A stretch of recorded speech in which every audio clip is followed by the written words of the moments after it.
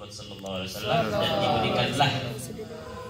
diberikanlah burdah seperti selimut atau rida yang besar, diselimutkanlah kepada Al-Imam Al-Busiri, dan kemudian semenjak saat itu beliau sehat walafiat. Bangun dari tidur, burdahnya itu, selimutnya itu, ridanya itu masih ada.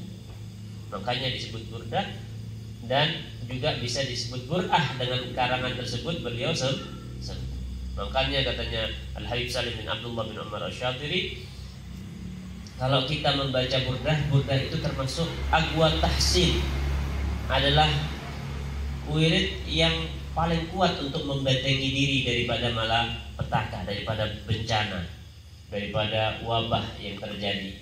Pembacaan burdah itu termasuk min aqwa tahsin, termasuk benteng yang paling kuat untuk membekali diri, menahan diri daripada malapetaka, dari bencana. Kemarin waktu corona kita baca burdah, alhamdulillah dengan cepat corona itu selesai dari rumah-rumah yang dibaca burdah. Bahkan katanya diriwayatkan bahwasanya dahulu Al-Habib Muhammad bin Hussein Al-Habsyi di Mekah membaca Dalailul Khairat setiap Jumat pagi. Kemudian suatu saat bermimpi Nabi Muhammad SAW dan memerintahkan untuk membaca burdah. Iqra'al burdah, bacalah burdah, karena fa innaha ta'dilu qira'at dalail sab'ina marrah. Nabi SAW dalam mimpinya itu berpesan, bacalah kitab burdah, karena pembacaan kitab burdah itu, qasidah burdah itu sama setara dengan pembacaan kitab Dalailul Khairat sebanyak 70 kali. Nah, semenjak itu selain membaca kitab Dalailul Khairat di Jumat pagi, ditambah pembacaan burdah. Kembali kepada tadi, termasuk asdaqu baitin fi madhin Nabi sallallahu alaihi wasallam adalah gaulnya Al-Imam Al-Busiri. Ceritanya Al-Imam Al-Busiri ini ketika ingin mensifati Nabi Muhammad sallallahu alaihi wasallam, kebingungan apa sifat apa lagi yang ada pada Nabi Muhammad yang harus dijelaskan. Akhirnya mentok famablagul ilmi fihi annahu basyarun. Pokoknya pengetahuan yang sudah mentok itu bahwasanya beliau itu adalah manusia yang jelas.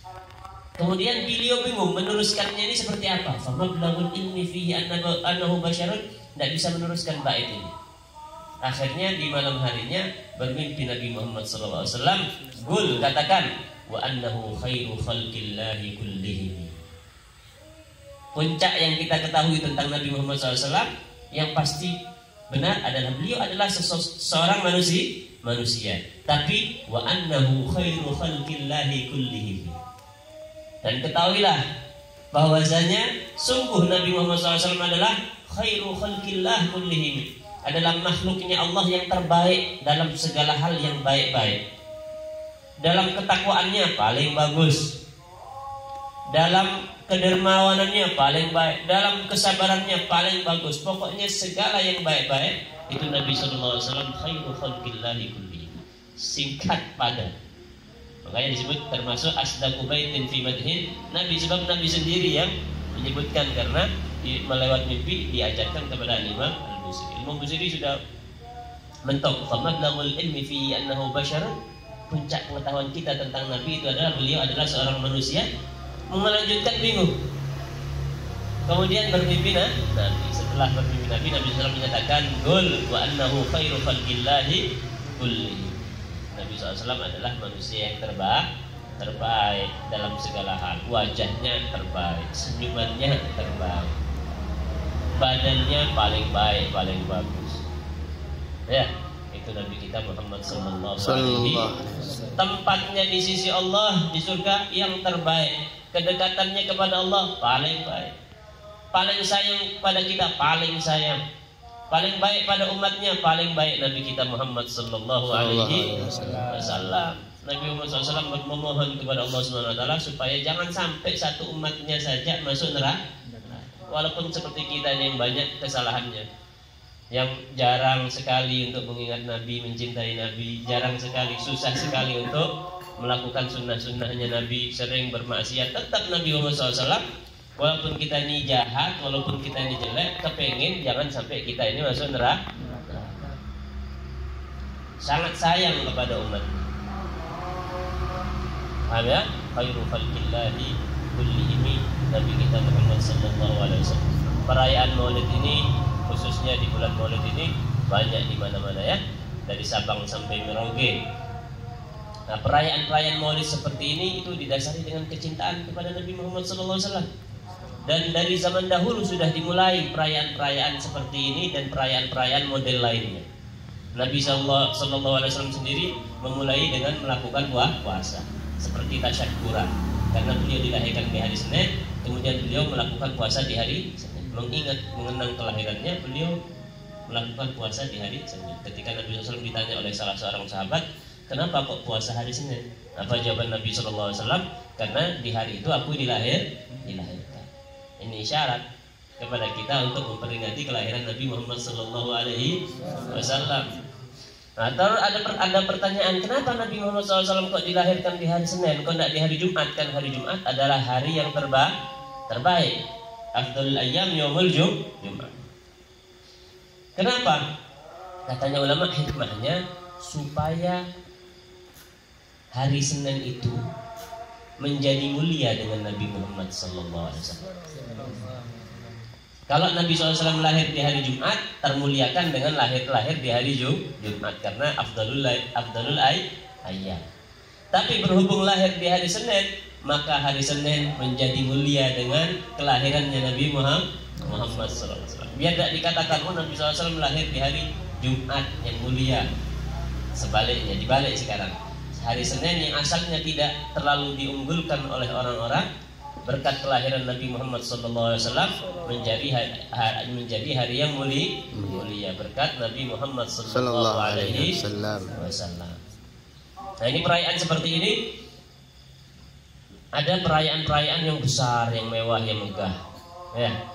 Untuk perayaan yang besar, yang mewah, yang megah, sampai mendatangkan orang banyak, sampai menginfakkan harta yang sangat banyak dalam jumlah besar, dalam skala besar, dalam catatan sejarah seperti yang disebutkan oleh Al-Imam Suyuti, itu dilakukan oleh penguasa Raja Arbil di daerah utara Irak, namanya Al-Malik Al-Mudhaffar. Al-Malik Al-Mudhaffar, raja yang namanya dijuluki dengan Al-Mudhaffar. Raja Al-Malik Al-Mudhaffar ini, beliau pertama kali orang yang mengadakan Maulid Nabi SAW, merayakan Maulid Nabi Muhammad SAW dalam skala besar. Dalam catatan sejarah, beliau sampai menginfakkan 350.000 dinar. Bukan rupiah, 350.000 dinar, sekitar 1 triliun lebih. Kalau 1 dinarnya saja itu setara dengan 4,25 gram emas. Berapa 1 gram emas? Anggap 1 juta, ya kan? Nah, ini coba 4,25 dikali 350.000, jadi berapa kilo emas itu? Dikali berapa juta sekarang? Sekitar 1,5 triliunan. 1,5 triliun diinfakkan untuk merayakan Maulid Nabi Muhammad SAW. Di saat itu katanya para ahli sejarah ada sekitar 100.000 kambing yang disembelih, ada 100.000 ayam yang disembelih, ada sekitar 5.000 sapi yang disembelih untuk merayakan kelahiran Nabi Muhammad SAW.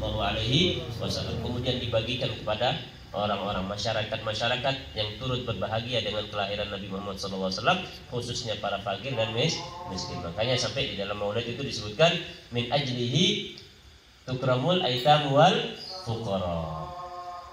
Karena sebab Nabi Muhammad SAW, karena sebab perayaan Maulid Nabi Muhammad SAW, maka orang-orang yatim, anak-anak yatim, orang-orang yang fakir mendapatkan kemuliaan, mendapatkan pemberian, mendapatkan hadiah-hadiah berkat Nabi Muhammad Sallallahu Alaihi Wasallam. Kemudian juga dicatat bahwasanya Sultan Salahuddin Al-Ayyubi juga merayakan Maulid Nabi Muhammad Sallallahu Alaihi Wasallam.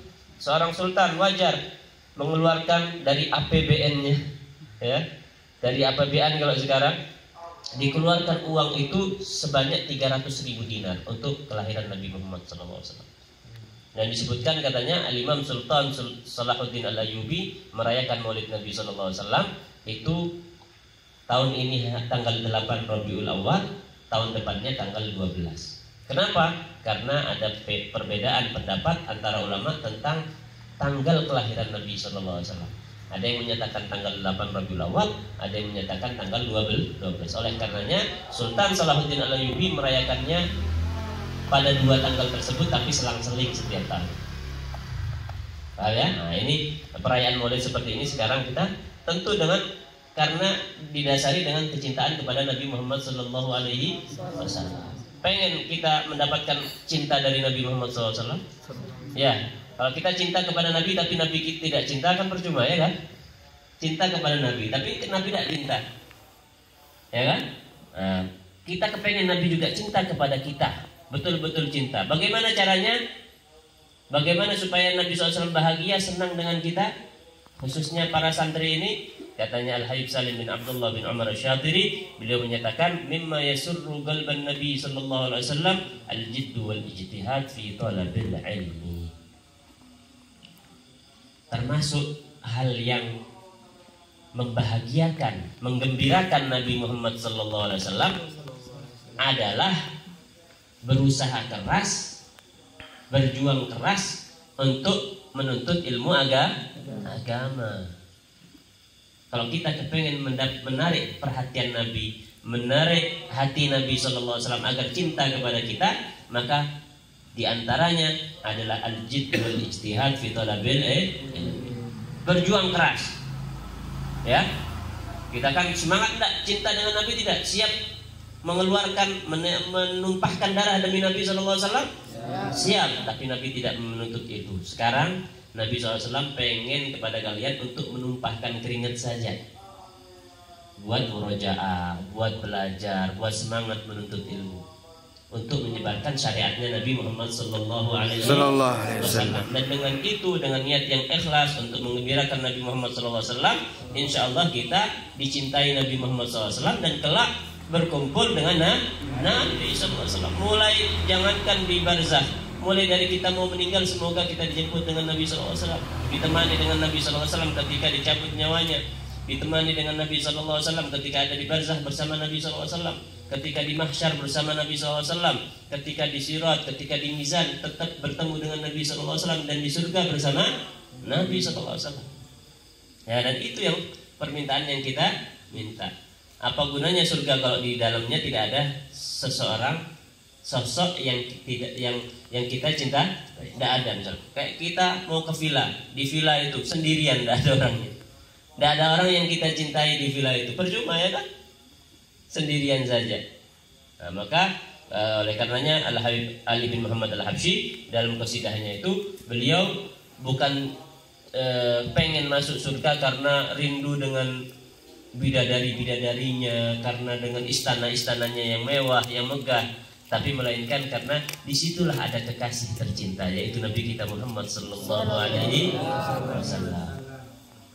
Paham ya? Makanya kita di sini selalu ingat bahwasanya menuntut ilmu syariat itu adalah salah satu bentuk kecintaan kita, bentuk usaha kita untuk menarik cintanya Nabi Muhammad Sallallahu Alaihi Wasallam. Apalagi Nabi Sallallahu Alaihi Wasallam pernah bersabda, "Man ahya sunnati faqad ahabbani, wa man ahabbani kana ma'i fil jannah." Siapa saja yang menghidupkan sunnahku, maka dia telah benar-benar menunjukkan cintanya kepadaku. Dan barang siapa yang telah menunjukkan cintanya kepadaku, benar-benar cinta kepadaku, maka kana ma'i fil jannah, nanti kelak bersamaku di surga. Katanya ulama, bagaimana cara menghidupkan syariat Nabi Muhammad SAW, menghidupkan sunnah Nabi SAW? Katanya ulama, ihya'us sunnah, menghidupkan sunnah Nabi. Apa sunnah? Ajaran Nabi, lifestyle Nabi, gaya hidup Nabi, dari mulai bangun tidur sampai tidur lagi, dari mulai berkeluarga, bertetangga, bermasyarakat, bernegara, tiru Nabi Muhammad SAW. Jadi pedagang, tiru Nabi Muhammad SAW. Nabi SAW pernah pedagang. Paham ya? Bagaimana jujurnya? Nah, itu kalau kita mempelajari syariat Nabi, gaya hidup Nabi Muhammad SAW, kemudian kita mengamalkan, dan setelah mengamalkan kita menyebar luaskannya, maka itu termasuk ihya. Itu merupakan ihya, menghidupkan sunnah Nabi, syariat Nabi, gaya hidup Nabi, lifestyle Nabi Muhammad Sallallahu Alaihi Wasallam. Yang mana kalau kita lakukan itu, janjinya Nabi Muhammad SAW, kana ma'i fil jannah, kelak bersamaku di surga. Semoga dengan perkumpulan ini, dengan barokah malam Jumat ini, barokah membaca Maulid Nabi Muhammad SAW, kita diberikan semangat oleh Allah Subhanahu Wa Taala, diberikan taufik untuk selalu menuntut ilmunya Nabi Muhammad SAW, selalu bersemangat untuk mengamalkan ilmunya Nabi Muhammad SAW, selalu bersemangat untuk menyebarkan ilmunya Nabi Muhammad SAW, gaya hidupnya Nabi Muhammad SAW, dengan ikhlas, ala hadhihi niyyah wa kulli niyyah salihah wa ala manahu ahluna wa aslafuna salihun wa ila hadratin nabi